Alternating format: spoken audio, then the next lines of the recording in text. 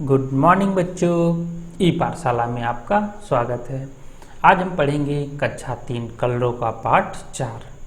पाठ का नाम है तालाब में चांद। चलिए इस पाठ को पढ़ेंगे, तालाब में चांद। इस कहानी को देखेंगे, फिर शब्दार्थ देखते हैं और फिर इनके प्रश्नोत्तर हल करेंगे। बंदरों ने तालाब में चमकता चांद देखा। उन्हें चांद को पकड़ने की सूझी। अरे देखो तालाब में चांद, चलो पकड़ते हैं। तो देखिए, अपनी किताब में देखिए, चित्र में बंदर पेड़ से देख रहे हैं। एक बंदर चांद पकड़ने को कूदा, पर चांद हाथ नहीं आया। अरे कहाँ गायब हो गया चांद? लगता है मेरे कूदने से डर गया, बंदर बोला। फिर उन्होंने एक योजना बनाई। चलो एक दूसरे का हाथ पकड़कर लटकते हैं और धीरे से पकड़ते हैं चांद को। अचानक डाल टूटी, एक बंदर का हाथ छूटा और बंदर मगरमच्छ की पीठ पर गिरे। भागो रे, एक बंदर बोला। डरो मत, मेरी पूंछ पकड़ लो, मगरमच्छ बोला। बंदर बोले, मगर अगर।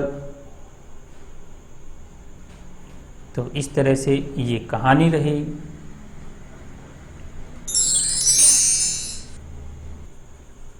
अब हम इस पाठ के शब्दार्थ देखेंगे। शब्द है चांद। चांद का अर्थ चंद्रमा। उपाय, उपाय का अर्थ तरकीब। गायब का अर्थ छिपना। योजना का अर्थ प्रबंध, कोई काम करने का विचार। फिर है अचानक। अचानक का अर्थ एकाएक। तो सभी बच्चे इस शब्दार्थ को लिखेंगे और फिर इन्हें याद करेंगे। अब हम इस पाठ के सारांश को देखते हैं कि हमें अपने शब्दों में अगर इस पाठ की कहानी को लिखने को कहा जाए तो कैसे लिखेंगे। तो चलिए देखते हैं। बंदरों को तालाब में चांद पकड़ने की सूझी। एक बंदर चांद को पकड़ने के लिए तालाब में कूदा तो चांद गायब हो गया।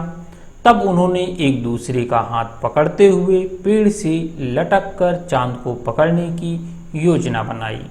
अचानक पेड़ की डाल टूटने से सारे बंदर पानी में मगरमच्छ की पीठ पर गिर पड़े। तो ये सारांश रहा। अब हम इनके प्रश्नोत्तर देखेंगे। बंदरों ने चांद को क्यों पकड़ना चाहा? तो उत्तर लिखेंगे। बंदरों ने चमकते हुए चांद को तालाब में देखा और आकर्षित होकर उसे पकड़ना चाहा। फिर अगला प्रश्न है, चांद को पकड़ने के लिए बंदरों ने क्या योजना बनाई? तो उत्तर लिखेंगे।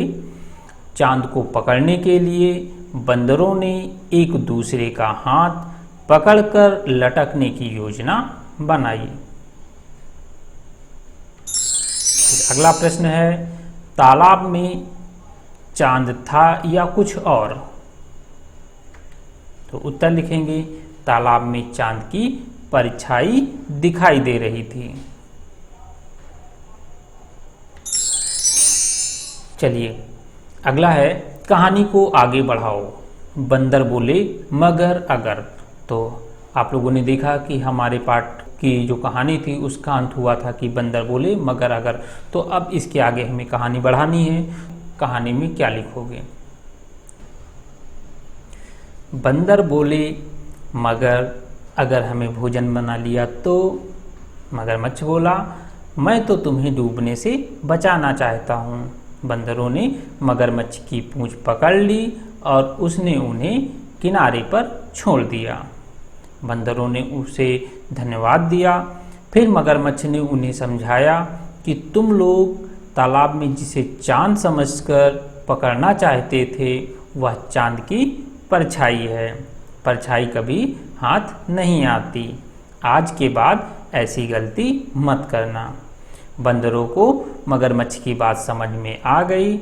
उस दिन से मगरमच्छ उनका गुरु और दोस्त बन गया। तो ये कहानी है जिसे हमने पूरी की। देखो करके। तो चलिए बच्चों, एक बड़ी थाली या परात में पानी भरो। पानी भरने के बाद उसमें देखो क्या दिख रहा है। तो ये क्रिया आपको करनी है। एक थाली लेनी है, उसमें पानी भरना है और उसमें क्या दिख रहा है ये देखना है।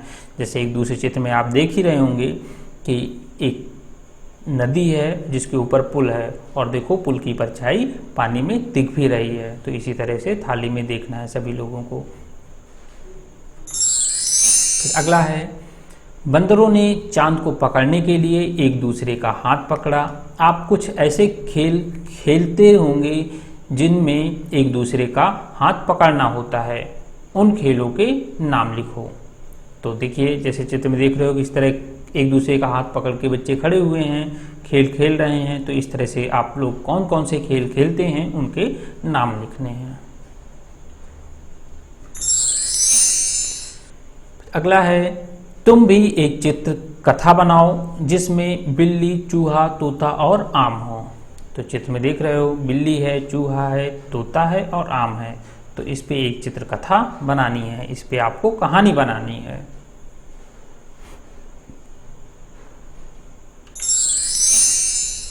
फिर अगला है, जीतू ने मेले में देखा अजब गजब तमाशा। शीशे में जीतू कहीं दुबला, कहीं मोटा, कहीं लंबा, कहीं छोटा। खूब हंसा जीतू। मैं ऐसा कैसे? जीतू बोला। क्योंकि शीशे वैसे, जिया बोली। तो अब आप लोगों को उत्तर देना है, क्या तुमने भी कभी ऐसा तमाशा देखा है? कहाँ देखा है और कब देखा है? ये उत्तर आपको बताना है। कहानी को अपने शब्दों में सुनाओ। तो जो कहानी तालाब में चांद, आप चित्र भी देख रहे होंगे, तो इस कहानी को अपने शब्दों में सुनाना है। तो जैसे अभी मैंने बताया, तो सभी लोगों ने सुना ही होगा। तो अब सभी बच्चे इस कहानी को अपने शब्दों में बताएंगे। तो चलिए बच्चों, अब ये पाठ हुआ समाप्त। अब सभी लोग अभ्यास कार्य को अपनी अभ्यास पुस्तिका में लिखेंगे और फिर इन्हें याद करेंगे। धन्यवाद।